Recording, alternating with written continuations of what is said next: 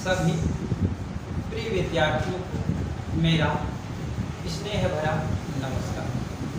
जैसा कि आपने पिछली कक्षा में ये पढ़ा कि उपसर्ग हम ग्रामर में उपसर्ग को पिछली क्लास में पढ़ना स्टार्ट किया। तो उपसर्ग हाई स्कूल के सिलेबस में जैसा कि हमने आपको बताया है कि उपसर्ग तो संस्कृत के 22 हैं, आपके हाई स्कूल के सिलेबस में 12 या 13 ही उपसर्ग हैं, जिनमें से हमने लगभग 5-6 उपसर्ग को पढ़ लिया। आगे के जो उपसर्ग हैं हम इस क्लास में उसको पढ़ेंगे।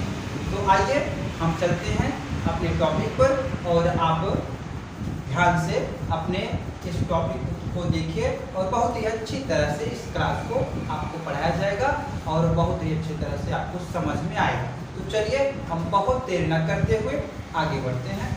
आते हैं, जैसा कि आप लोग को पता ही है उपसर्ग किसे कहते हैं, उपसर्ग कहाँ पे लगता है, एक बार फिर रिवीजन कर देता हूँ।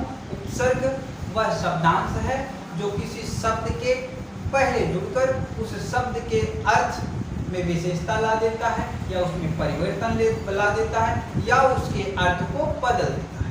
तो चलिए, ये सब आपको पता ही है, थोड़ी सी फिर से रिवीजन मैंने आपको करवा दिया। चलिए हम चलते हैं उपसर्ग पर। आगे के जो उपसर्ग हैं उनको हम पढ़ाते हैं। यहाँ हम लिखते हैं उपसर्ग, यहाँ लिखते हैं उपसर्ग, यहाँ लिख देते हैं अर्थ। जैसा कि आपने उस क्लास में ये पढ़ा था, यहाँ लिख देते हैं उपसर्ग, अर्थ, शब्द। ठीक, ये आप एक वर्ग बना सकते हैं, एक कॉलम बना सकते हैं।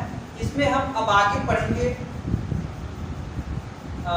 हमने आदि,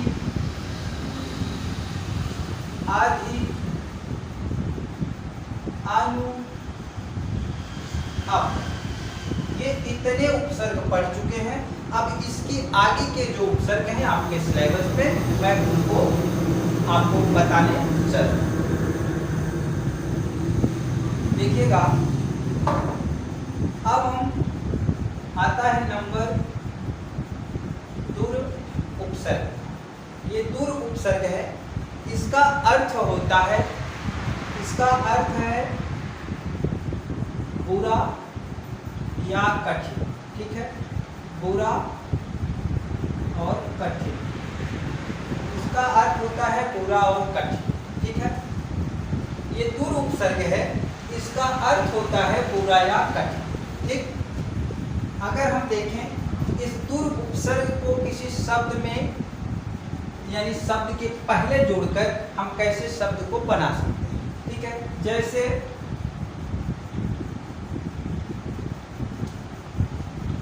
दुर्गम, जैसे दुर्गम, ये दुर्गम कैसे बना, इसमें दूर उपसर्ग कैसे जुड़ा हम आपको बता रहे हैं। ये गम उपसर्ग है। एक गम मीन्स होता है जाना, गम माने होता है जाना। इसके पहले हमने जोड़ दिया दुर्ग। ठीक है, ये र कैसे ग के ऊपर चला गया, ये नियम आपको संध में बताया जाएगा। ठीक है, तो ये दुर्गम शब्द में गम शब्द के पहले दूर उपसर्ग जुड़ा और शब्द बन गया दुर्गम। ठीक, जैसे और हम शब्द देखें, जैसे दुर्गम, दुर्लभ, जैसे दुर्लभ, इसका अर्थ होता है जहां जाना कठिन हो। ठीक है, जहां जाना कठिन हो। और इसका अर्थ जैसे ये बना वैसे ये शब्द बना दुर्लभ। ठीक, यानी जिसको प्राप्त करना कठिन हो। यहाँ इसका अर्थ है जहां जाना कठिन है और यहाँ अर्थ है इसका जहां यानी जिसका लाभ करना, जिसे लाभ करना, जिसे प्राप्त करना कठिन हो, उसे कहते हैं दुर्लभ। दुर्जन, और हम देख सकते हैं जैसे दुर्जन, दुर्जन यानी कि यहाँ पर जन, यहाँ पर जन शब्द में दूर उपसर्ग जुड़ा है। ठीक है। यहाँ जन शब्द में दुर उपसर्ग जुड़ा है और शब्द बन गया दुर्जन। दुर्जन का अर्थ होता है बुरा जन, यानी बुरा इंसान, बुरा मनुष्य, ठीक है, उसे कहते हैं दुर्जन। इस प्रकार हम देख सकते हैं कि दुर उपसर्ग शब्द के पहले जुड़कर उस शब्द के अर्थ में विशेषता या उसमें परिवर्तन कैसे ला देता है, ये आपने यहाँ देखा होगा, ठीक है। इत्यादि शब्द बन जाते हैं, ठीक। चलिए हम आगे चलते हैं। अगर हम बात करें दुस उपसर्ग की, दुस उपसर्ग का भी अर्थ होता है बुरा और कठिन, बुरा और कठिन, बुरा और कठिन। अगर हम दुस उपसर्ग लगाकर शब्द में शब्द को बनाएं तो इस प्रकार शब्द बनेगा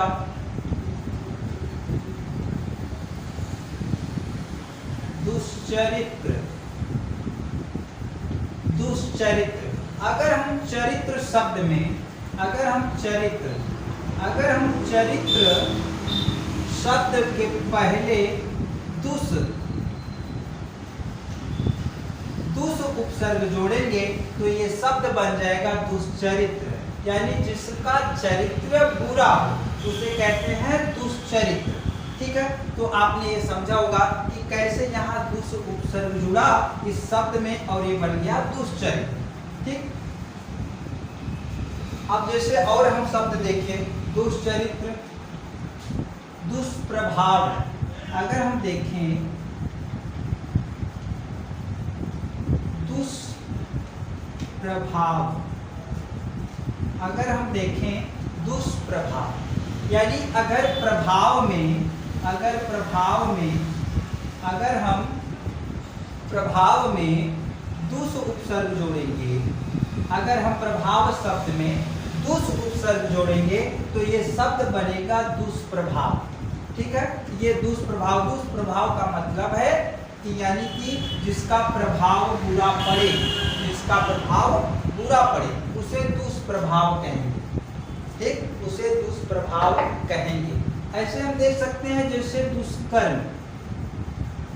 अगर हम देखें दुष्कर्म, अगर हम देखें दुष्कर्म, ठीक है, दुष्कर्म। अब देखिए इसमें कैसे ये जुड़ गया, यहां देखिएगा कर्म शब्द में अगर हम दुस उपसर्ग जोड़ेंगे, कर्म शब्द में अगर हम दुस उपसर्ग जोड़ेंगे तो वो बनेगा दुष्कर्म। अब आप यहाँ एक चीज नोट कर सकते हैं, इसका अर्थ होता है कि बुरा कर्म, ठीक है, दुष्कर्म का अर्थ है बुरा कर्म। तो यहाँ ये चीज आप नोट कर सकते हैं कि यहाँ तो जैसे ये दुस में छोटा सा है, जिसे हम छोटा सा कहते हैं, तो ये छोटा सा यहाँ बड़ा सा कैसे हो गया, फिर ये अपनी जगह तो ठीक है, फिर यहाँ ये मुर्दा का सा कैसे हो गया, या खटकोड़ वाला सा कैसे हो गया, ठीक है। देखिएगा ये आपको संधि में ये सारे नियम पढ़ाया जाएगा, व्यंजन संधि में, ठीक है। वहाँ आपको इसकी सारी चर्चाएं की जाएंगी, कैसे इसका छोटा सा का कैसे बड़ा सा मूर्धा सा हो जाता है। फिलहाल आप यहाँ इसको अभी समझिएगा कि कैसे दुस शब्द उपसर्ग से, यानी किसी शब्द के पहले जब दुस उपसर्ग जुड़ता है तो कैसे एक नया शब्द बन जाता है और उसका अर्थ कुछ और हो जाता है। चलिए ठीक है, तो आगे हम ये है दुष्कर, ठीक है, इत्यादि ऐसे ऐसे और सारे शब्द आपको मिलेंगे। ठीक, आगे हम चलते हैं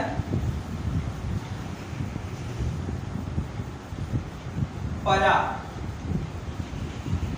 परा उपसर्ग, परा का मतलब होता है दूसरा,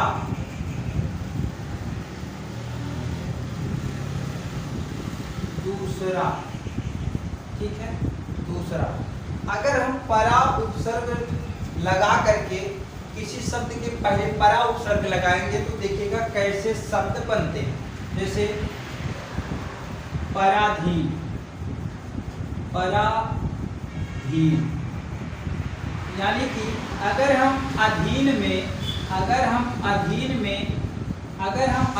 में परा उपसर्ग जोड़ देंगे तो ये बन जाएगा शब्द पराधीन, यानी दूसरे के अधीन।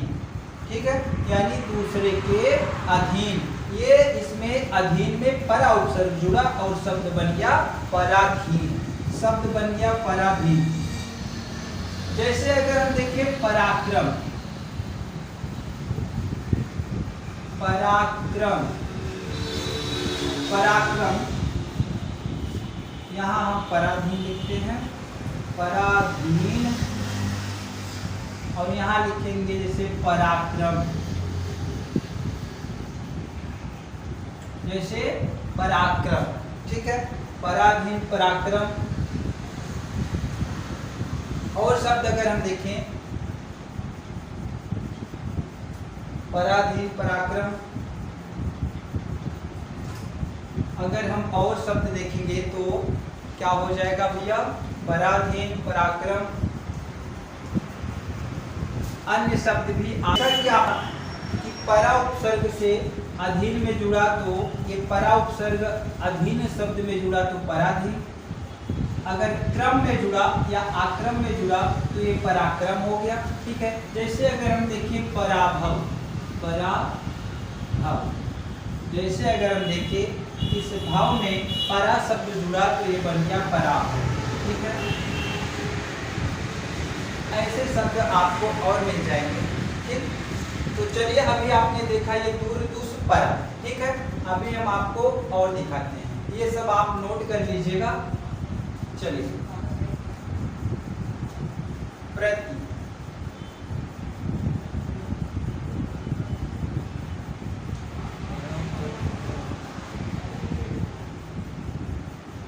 प्रति, प्रति उपसर्ग, प्रति उपसर्ग अगर हम देखें प्रति उपसर्ग, प्रति उपसर्ग का अर्थ होता है हर एक, हर एक। ठीक है, यानी प्रत्येक, प्रत्येक का अर्थ होता है हर एक।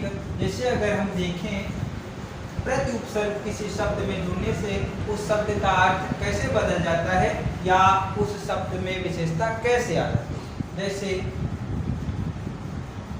अगर हम देखें प्रतिकार, यहाँ कार शब्द में प्रति उपसर्ग जुड़ा तो ये बन गया प्रतिकार। ठीक है, प्रतिशोध, प्रतिशोध, प्रतिशोध, यहाँ शोध शब्द में प्रति उपसर्ग जुड़ा तो बन गया प्रतिशोध, प्रतिशोध। जैसे प्रत्येक, जैसे प्रत्येक। ठीक है, जैसे प्रत्यय, जैसे प्रत्यय, जैसे प्रत्यय इत्यादि। यहाँ आप ध्यान देंगे कि ये सर कैसे आधा त हो गया, ये ई की मात्रा कहाँ गई, ये सब आपको संधि में पढ़ाया जाएगा। ठीक है, ये शब्द बना प्रत्येक, प्रत्यय, प्रतिकार, प्रतिशोध। हम बात करते हैं प्रउपसर्ग की, हम बात करते हैं प्रउपसर्ग की। प्रउपसर्ग इसका अर्थ होता है, इसका अर्थ होता है भैया श्रेष्ठ। ठीक है, आगे हम चलते हैं। जैसे प्रकाश, प्रकाश, प्रदीप, प्रकाश, प्रदीप, प्रकार, पराक्रम, नहीं पराक्रम नहीं होगा।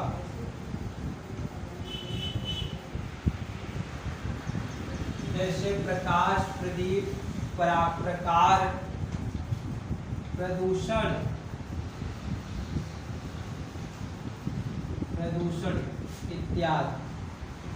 इत्यादि ये क्या है, उपसर्ग जुड़े हुए हैं। ठीक है, चलिए हम आज के लिए इतना ही। हम आगे इसके जो भी अभी बचे हुए हैं हम अगली क्लास में आपको वो पढ़ाएंगे। ठीक है, तब तक के लिए हमें दीजिए इजाजत। नमस्कार।